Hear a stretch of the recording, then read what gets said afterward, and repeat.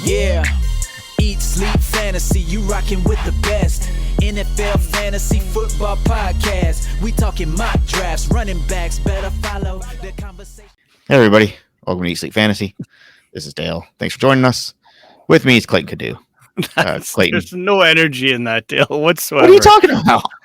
What's up, guys?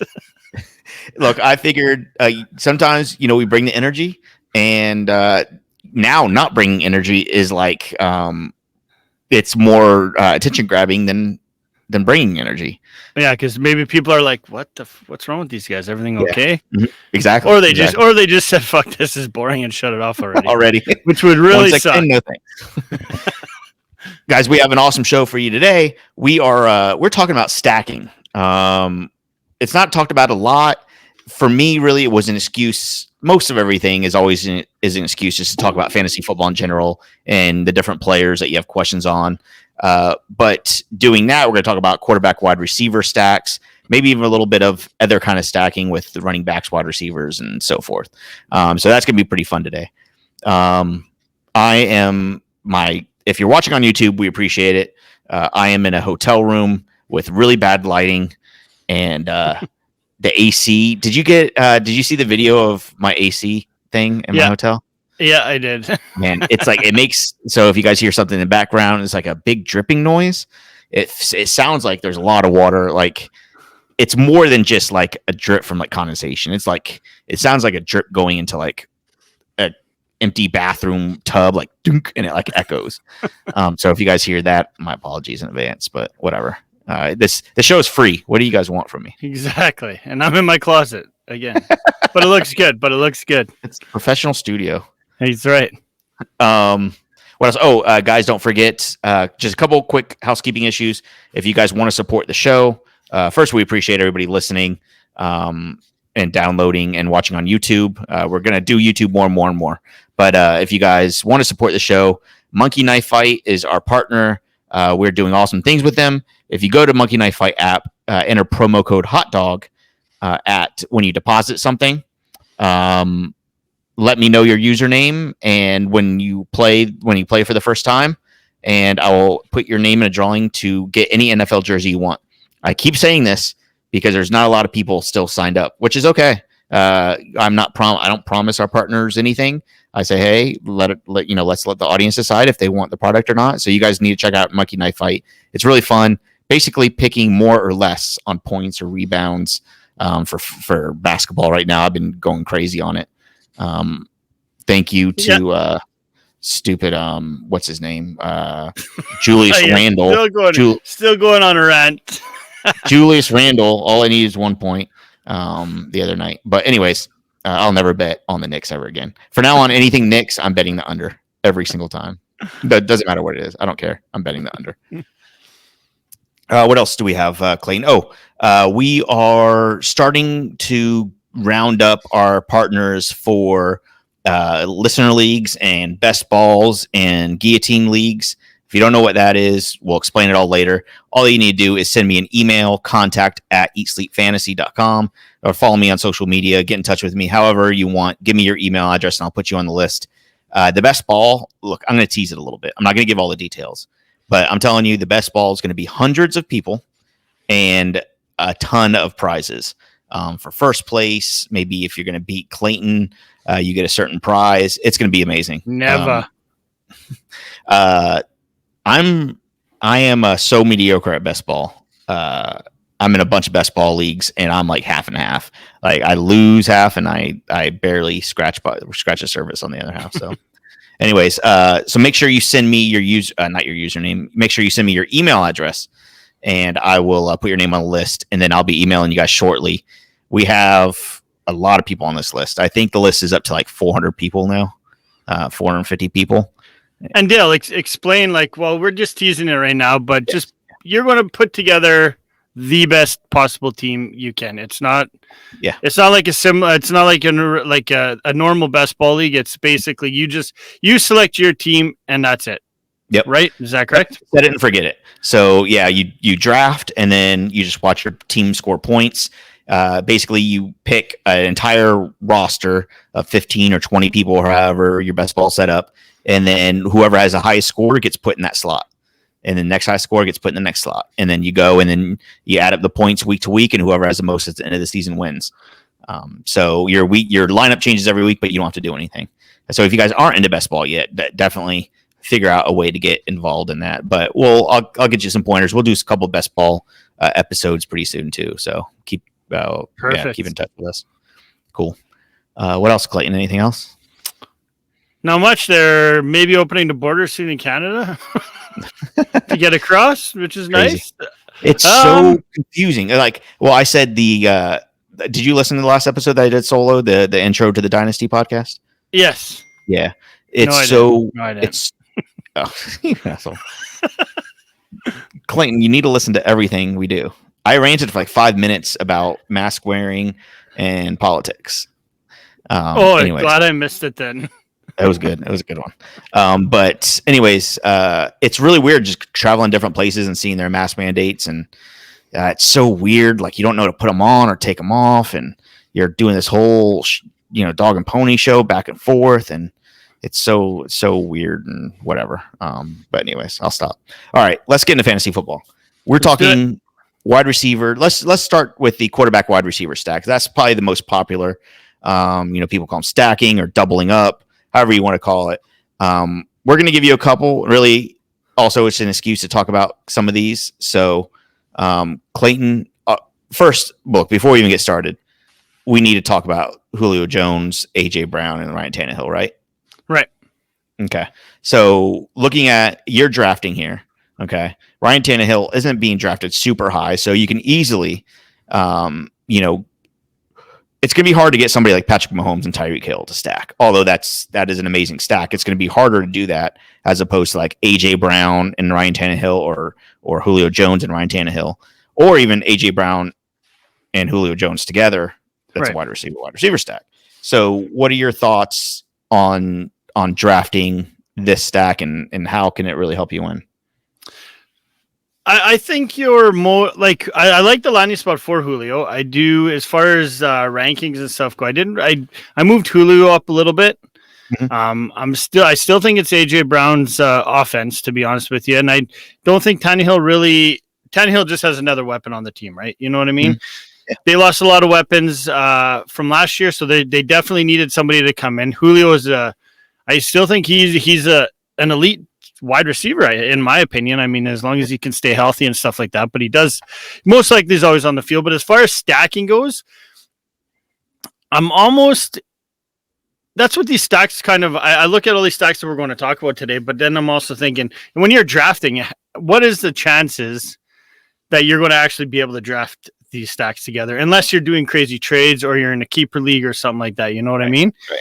So a stack like Tannehill, Julio, I think is going to be more, would be more of an option, because I think AJ Brown is going to go drafted a lot higher than Julio is.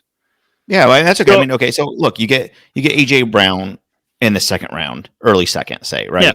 Yeah. Mm-hmm. At 2-3 or 2-4, something like that. Maybe I'm just throwing it out there. You can get Ryan Tannehill, in the late rounds, and that's fine. So that's fairly easy. I mean, same thing with it's going to be hard to stack AJ Brown and Julio Jones, is what you're saying, right? Yeah, sorry, I kind of took that question the wrong way. But yeah, so that would be an easier stack to get, any one of those two, to be honest with you. They would be, rather than trying to go for a team we're going to talk about, let's go with the Kyler Murray and DeAndre Hopkins stack. Yeah. That's going to be a lot tougher to get. Sure. Right. I mean, these guys are going to both be gone probably in the first 2 rounds, I would say. So a little bit tougher to get those two together. But I mean, yeah, why not give it a shot with one of those? What that stack would be beneficial, as far as that Tannehill is going to throw the ball.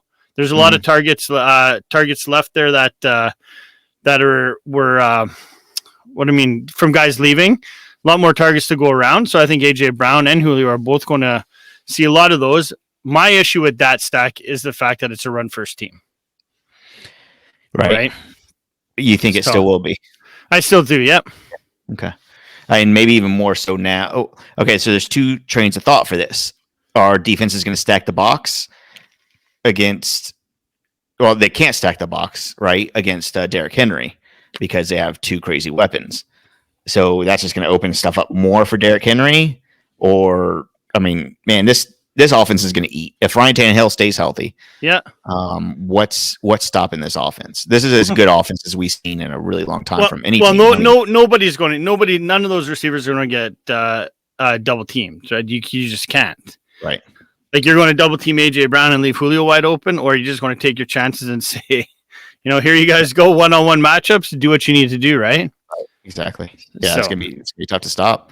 That's gonna be really interesting. So I think when you're stacking, you also got to let's look at some of the ADPs of the quarterbacks.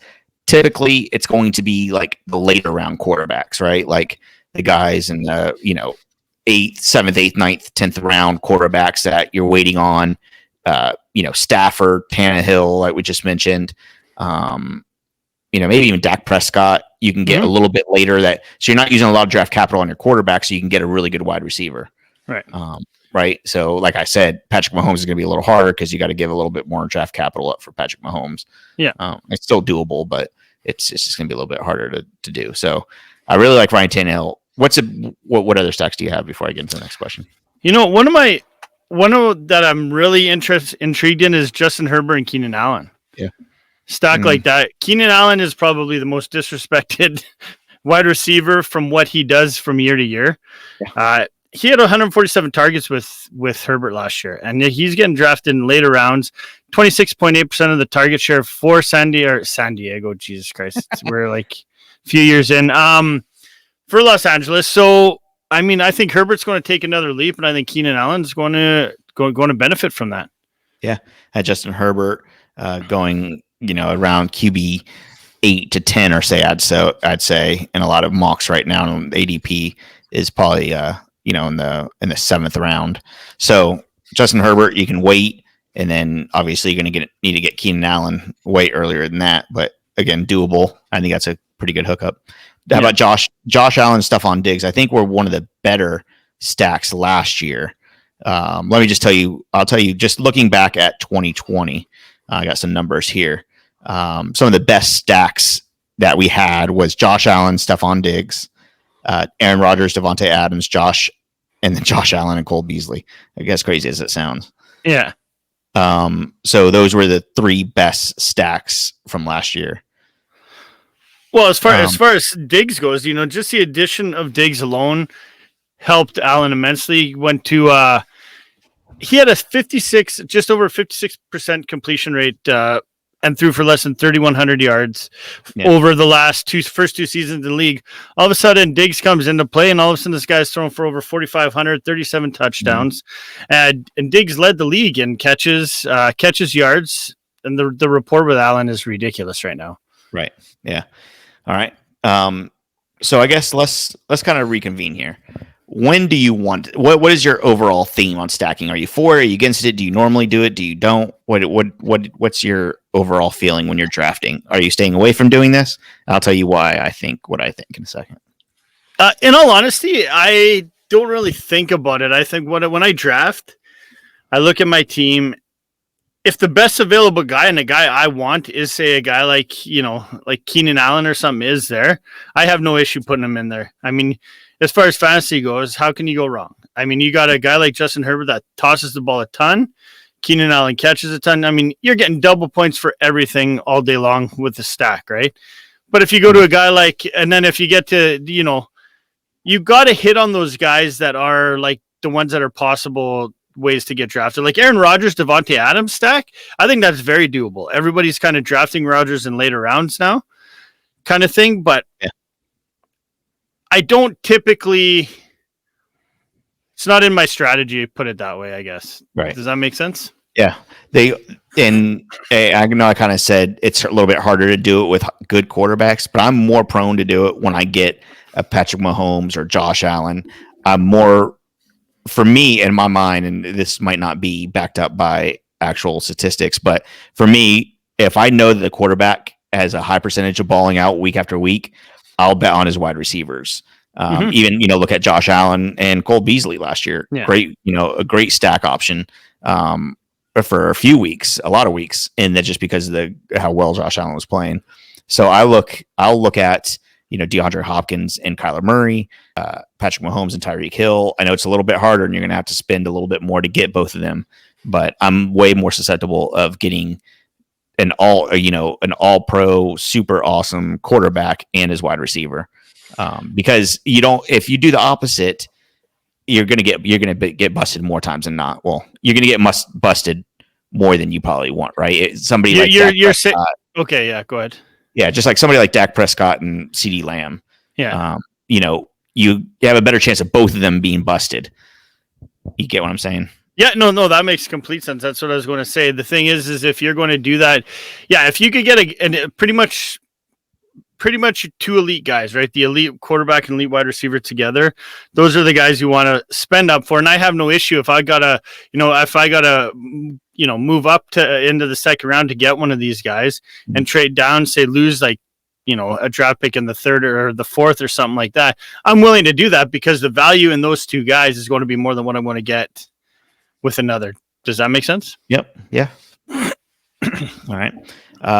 Some of the other guys from last year, not necessarily quarterback wide receiver, but one of the better quarterback running back stacks was, of course, Ryan Tannehill and Derrick Henry, Aaron Rodgers, Aaron Jones, and surprisingly, or may not surprise you, I don't know, but during the season, Tom Brady and Ron Jones were one of the better stacks, QB running back combos.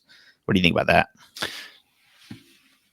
I think it's easier to stack a quarterback running back just because of if you're going to do that, you're going to look for, I'd rather go with a guy that's catching the ball a ton. You know what I mean? Out of the backfield.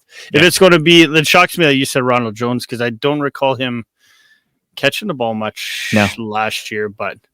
Well, I mean, not necessarily receiving, but, if you just look at the total points, both of them scored, I think if you have an offense that's going to score a lot, it doesn't really matter. Like, you bet on the quarterback and you bet on the running back, and if they're going to score a lot, both of them are going to do well. You know what I'm saying? Very true. Yeah. Yeah. So as long as you know that you have this, and listen to the offenses. I mean, the Titans, the Packers, and the Bucks, all high octane offenses. So they're going to boom more times than not. So don't be afraid. What I'm saying is, don't be afraid to stack the quarterbacks, running backs in a really good offense. Don't stack the Dolphins. Okay, so that's what I was say. Go to a team. What are you going to do with a team that's a shittier offense that is kind of split down the middle? But if they're going to be losing all the time, they're going to be throwing the ball more. So if you're going to be stacking a team like that is always playing from behind, your running back better be able to catch the ball, because that's the only time you're going to really have value in that offense. Exactly, and you're going to get busted more. You're going to get busted a lot more with that if they're not more of a high scoring offense. So be careful with your stacks there. All right, what other stacks do you have for a wide receiver quarterback?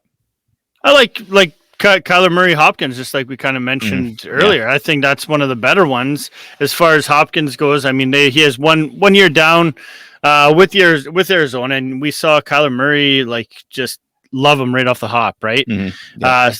Hopkins had almost. What did I? Oh, hey, I just I did that on purpose.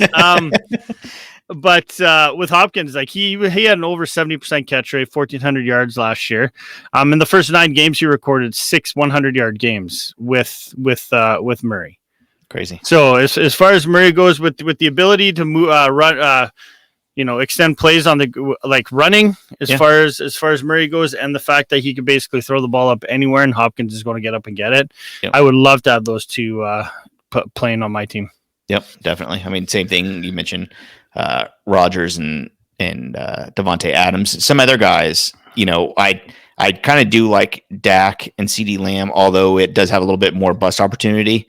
I think that this offense should be a little bit better with Ezekiel Elliott healthy again. So I do like do you call Cooper or CeeDee Lamb the number one this year? I'm going to go with Cooper still. Really? Okay. Yep. I'm leaning CeeDee Lamb, but I think Cooper's going to. I think he's going to see a lot of action, and also because he's most likely going to be gone next year too. I think too. So I think sure. Dak's going to want to I think Dak's going to rely on him a little bit more, to be honest with you. Sure. Kind of reverse engineering this a little bit. If you draft like Robert Woods, I think still has plenty left in the tank. I think he's a very good wide receiver 1 for his team. If you get Robert Woods, I wouldn't be upset if you grab Matthew Stafford in the 9th or 10th round. I think his ADP is like early 9th right now. Yeah. See, I'm opposite. I think I'm higher on Kupp. Woods doesn't see the red zone targets. Right. That's the biggest thing. Yeah, the yardage is there, but if you break their games down from last year, basically their stats are pretty similar as far as everything goes. The difference was especially red zone looks were touchdowns for Kupp. Right. So you can get Kupp a whole round later. Oh yeah. Yeah, and with Matthew Stafford, is this offense upgraded from Jared Goff? I think so. I definitely think so. Okay. Let me ask you a question then. Okay, so now I'm facing this exact question. I got Kupp in a dynasty league. A guy's trying to trade me. We haven't done a rookie draft yet. We do that later in like July. But would you give up your third round? Like I have the 3-3. Would you give up that 3-3 for Matthew Stafford?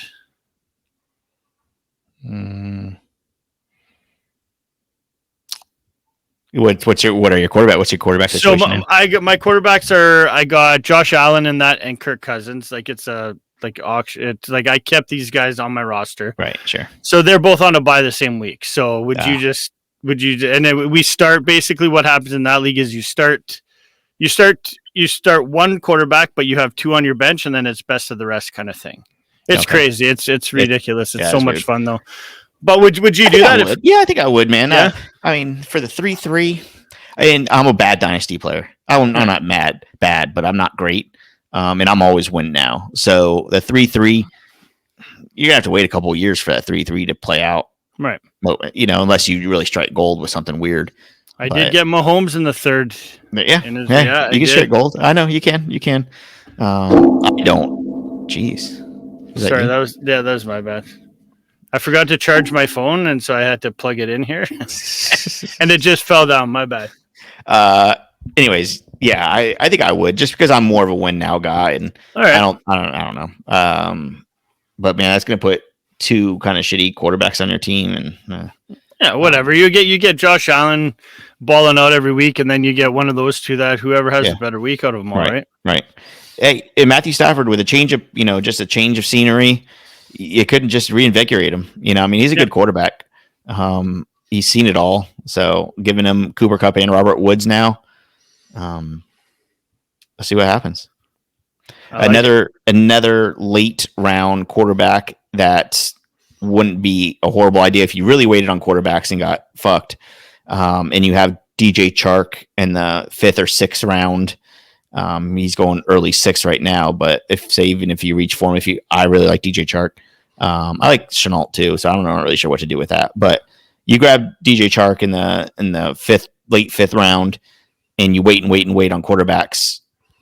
I think it's okay to have Trevor Lawrence and stack that. Oh, absolutely. I think all these receivers are going to eat this offense.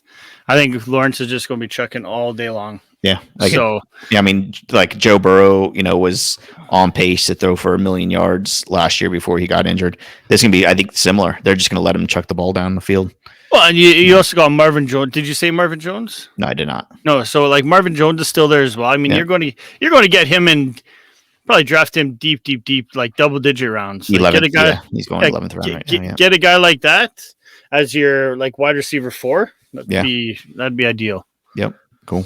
Okay. What about a stack like only if he wins his job, but a Jameis Winston and Michael Thomas? Man, I don't know what to think about Michael Thomas. I know we talked about him a little earlier. I mean, yeah, it's okay. I mean, you're gonna be able to get Jameis Winston late anyways. I don't know if that's gonna give you enough. I don't know if that's gonna give you enough boom potential. No, I don't know, man. I think Stafford, has a much bigger boom potential. Ryan Tannehill does. I think Joe Burrow does. He did throw for 5,000 yards at one point in Tampa in 2019. Yeah, I mean, he's going to lock in on somebody there. And I mean, they don't really have much there outside of Thomas. You got Traquan Smith. Kamara still. Kamara. Yeah. But I mean, I kind of like that stack. If we're going to talk stacks that you're going to be able to get and manage, as long as Winston wins the job, I think I love that stack. Okay. And he got eye surgery. He's fine. No more interceptions. Who are you stacking with Tom Brady? Oh, that's tough. I think I'll still have to go with Godwin. Really? Evans is a red zone guy, and he's shown that. That's fine. I just think there's more. They just signed Godwin number 1, 2 again to an extension. I think that Godwin is that guy that's going to play pretty much mostly out of slot. He's going to be that short area guy for Brady, in my opinion. Okay. They're almost going back to back right now. There's a couple spot difference. Evan's going a little bit earlier, into the first, early second, and Godwin's like middle of the second. So yeah, I'm not high. It's not that I'm not high on Evans. I mean, obviously the red zone potential is there. Oh, yeah. I don't know. I just didn't see them. You just saw Brady lob the ball up to him, right? I mean, he's a big guy. He's a big guy in the red. He didn't really show much during the year, in my opinion, with Brady. Right. Yeah. Mostly during those clutch plays, he was looking at like mostly like a Gronk, but you saw Godwin, in there as well. So, okay. How about Ryan Fitzpatrick and Terry McLaurin? Good one. Oh yeah, I'm excited about that offense in general. I think. Yeah. I don't know what. Go ahead. Sorry. McLaurin's going to be a beast, but I also think Curtis Samuel's going to see a lot of targets as well. I do too. I think it's going to be fun to watch. Yeah. Jeez, guy, am I boring you? I don't know. Oh, you know what wasn't boring me? Last night, for a lot of you, long time. I don't know. I think so. What ESF has like a circle of friends that we have a chat with. And I just call them the Fat Pack because everybody's fat, even if they're not. Yeah, buddy. Right. So part of the Fat Pack, one of the founding members was a guy named Wade. I don't know. He hasn't really been on the pod. He's been on the podcast a couple times. He doesn't write. I don't know what he does, to be honest with you, but he's in our chat, and he's been in our chat almost since day one. But anyways, I'm out of town. I met him for dinner with him and his wife and his family. He has 2 boys. I will tell you right now, the difference between 2 little boys and 2 little girls, fucking insane. I have 2 little girls, and I thought, they cause trouble. They do stuff they shouldn't. They're 4 years old, whatever. But his boys, it's like everything becomes a wrestling match. Everything. Like they're ordering ice cream, then all of a sudden they're down on the ground, laughing, playing, rolling around, and Wade gets so upset so easy. And man, it's a fun disaster. It was fun hanging out with them. The kids are really cool. So you'll come visit me when my boys are about that age now? Of course, yeah. So you got a few years to go, but yeah. I can definitely see them being that way. It's crazy. Like the biggest thing is like the real roughhousing. Like my 4-year-old right now, the biggest roughhousing she does, like we'll roughhouse and stuff, like whatever. Like we'll play on the bed, I'll throw her around and stuff. But like, and she'll try to pick up the baby. The baby's 1, and she's 4, so she'll like pick her up and tote her around sometimes. And that's like the most roughhousing they do. The boys, like, it's crazy. I mean, you're talking about body slamming, and it's a different world, man. It's like, man, I don't know if I can handle boys. I think, fate just gave me 2 girls. Oh, you talk about the 4-year-old picking up the 1-year-old. Try the 2-year-old picking up the 2-month-old. It's that kid's going to be really tough by the time he's probably 6 months old. Yeah. Oh yeah. Hayden will just walk up to him and just be like, yeah. It's like poking some with a stick. Like, why aren't you doing anything? Right. So he'll just walk up and hit him. I'm like, what are you doing? Yeah. Or push him. Yeah. Yeah. My 4-year-old would just like walk by and just like push the little one out of the way. I was like, whoa, why'd you just push her? She's like, she's in my way. I was like, no, you walked right to her and pushed her. What are you doing? And so like the little one, of course, like the baby of the family always gets the treatment. Yeah, the treatment. But they get a little tougher too, and they can handle a little bit more usually, right? Oh yeah. I was a baby in my family, and I turned out just fine.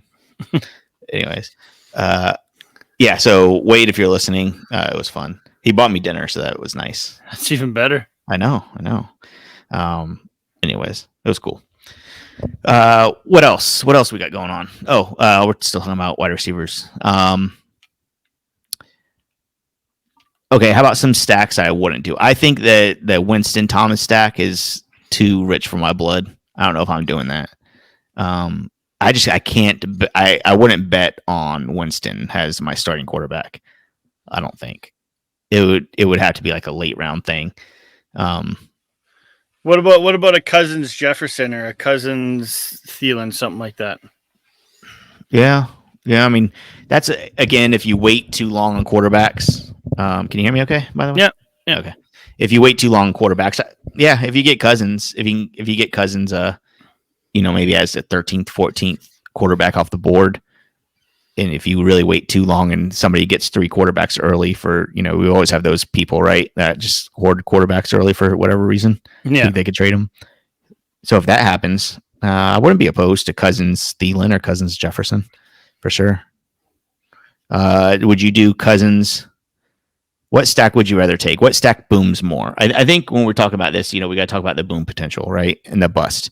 So does somebody like Kirk Cousins and Jefferson boom or bust more than like Joe Burrow or then okay, let's go back to Matthew Stafford. The Matthew Stafford and Cooper Kupp, say. Oh, I'm going Cousins Jefferson all day there. Will boom a lot more. Yeah. Oh yeah. Who bust more? So you're saying they'll bust less too?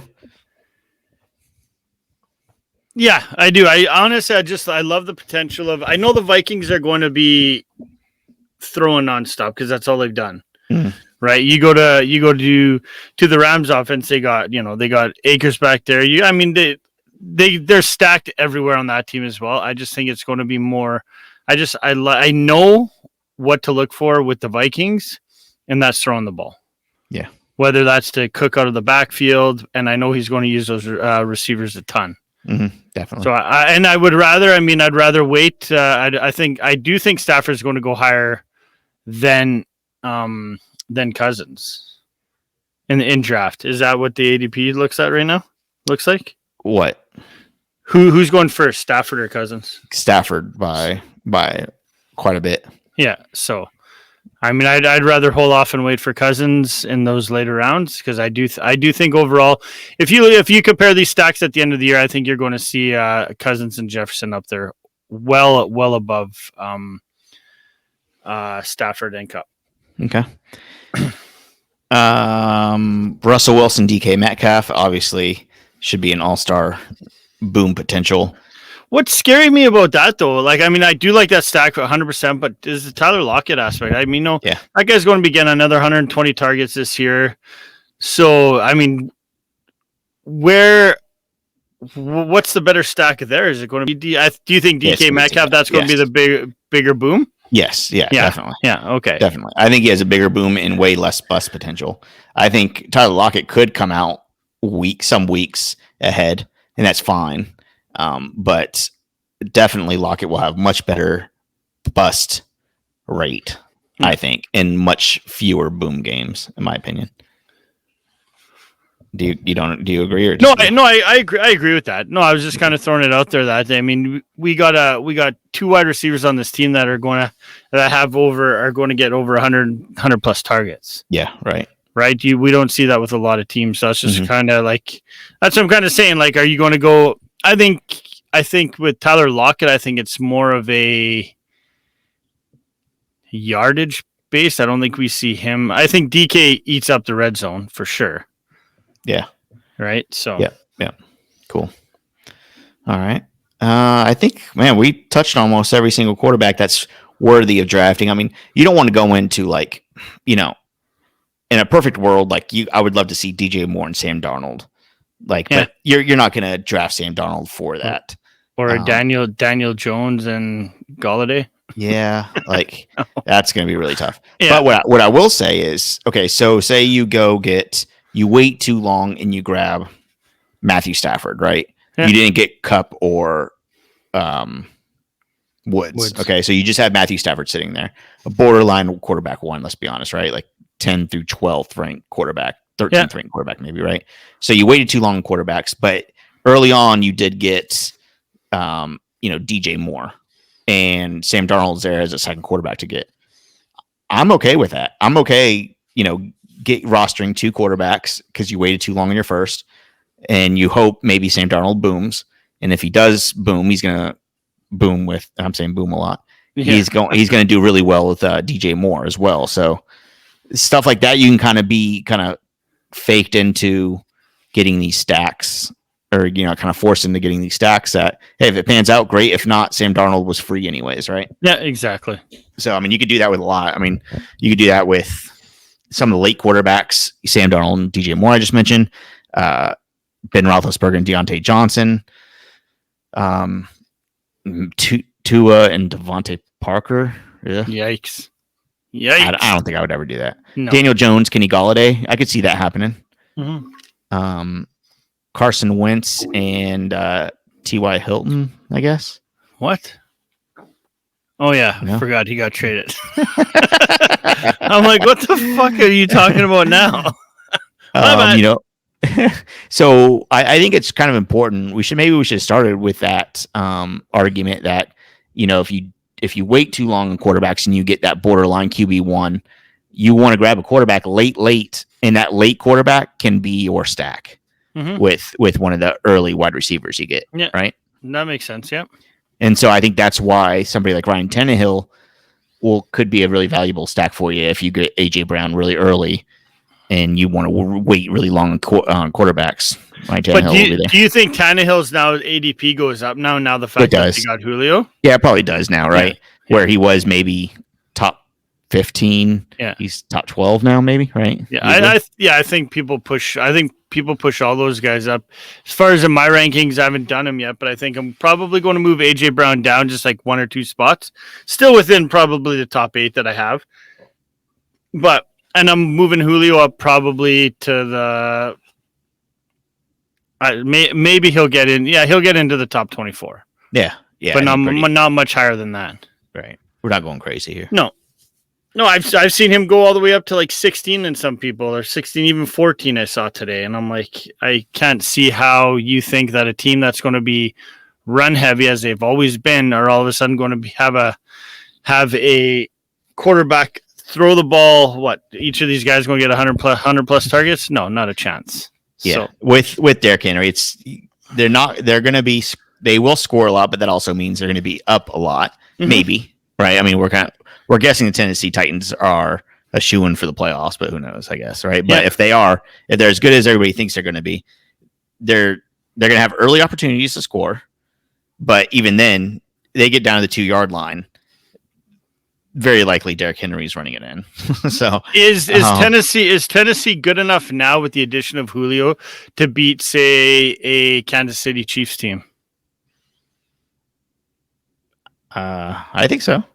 You think so? I think Mahomes is a factor in that one, though. Yeah. Look, Ryan Tannehill's competent. Yeah, and they have, Derrick Henry can control the game by himself. That is very true. Yeah. So I don't know. I just don't think they're quite. I don't think they're quite there yet. Yeah. But what do I know? I don't know. Anyways, so I like this. It's all in my opinion. Mm-hmm. That's all it is. I think that's it, man. Monkey Knife Fight. Once you download it, deposit something. Use promo code HOTDOG. Once you play, email me your username, and I'll put you into the drawing. We're gonna do the drawing. I don't know, pretty soon, I guess. To win any NFL jersey you want. NFL jerseys are expensive. Yep. And I'm excited. I'm excited to get all the other big news out as soon as we can. So.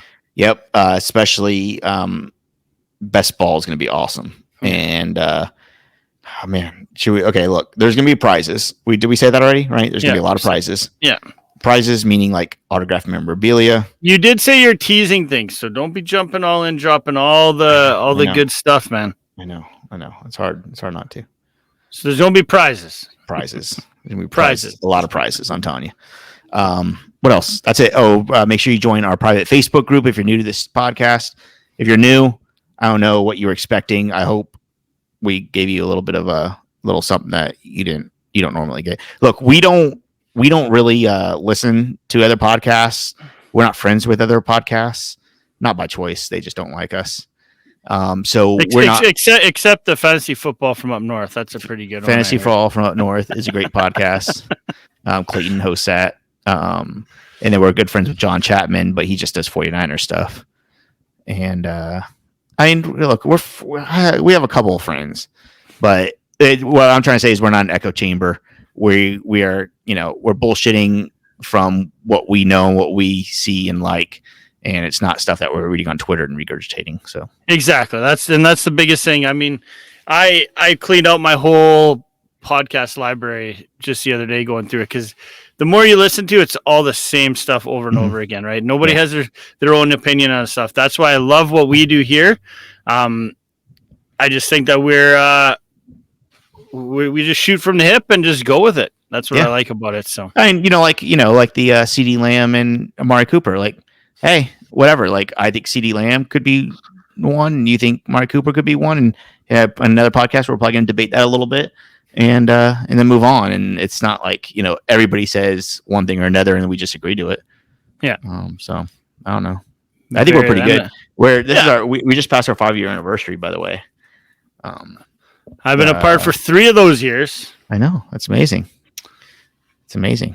And the 3 years we've been the best 3 years of my life. Oh, perfect. Shoot. I wish I could say the same. If anybody lives in or around St. Louis, these roads are like, they're not under construction, but they all feel like they're under construction. They're bumpy as hell. Oh, it's horrible, man. No, don't drive in Alberta, man. Don't drive in Edmonton. We're like pothole city. Big cities are like that sometimes, right? And especially with all the construction. I'd appreciate bad road if it's under construction, but these roads suck so bad and they're not even under construction. It's just like, hey, this is the way it is. Like, you're driving, bumping around. You got to make sure you stay in your lane. You're gonna, it's gonna throw you off the road, and it's a mess. What kind of rental did you get? Actually, I'm using a company car that was already here, so I didn't get a rental. So it's kind of an old beater upper, old piece of junk. But anyways, so fantasy football from up north, and download, subscribe to My Always Mad at Me. I'm gonna put out another episode soon. It's kind of sad. Nobody's even asked if I have another episode. I don't know how many listeners I'm getting, because everybody's like, okay, it's just gone. Waiting for it, man. Waiting for it. I love that. I need to find somebody to record with. Anytime you need me on. I love talking anything. Okay. That's the best part of it. All right, we'll do it. All right, guys. Again, eatsleepfantasy.com, at eatsleepff. Make sure you follow Clayton at something. What is it? Canadian Clay FF. Canadian Clay FF. And fantasy football from up north. It's a pretty good podcast. Yeah, our website's up now as well, so feel free and go head over there as well. And fantasyfootballfromupnorth.com. And we're doing a Dynasty episode too. Dynasty podcast. Eat Sleep Dynasty. You might have heard it in the past couple of weeks. We're going to keep putting out episodes, and they will get their own feed very soon. And that's going to be a lot of fun. So they need it. It's good. Yeah. Awesome. Thanks, guys. Later. Dream and eat nation. We doing what we like. Tune in every week. Guarantee we get it hype. Fantasy, football enthusiasts. I know you plan to be joining us on Eat Sleep Fantasy.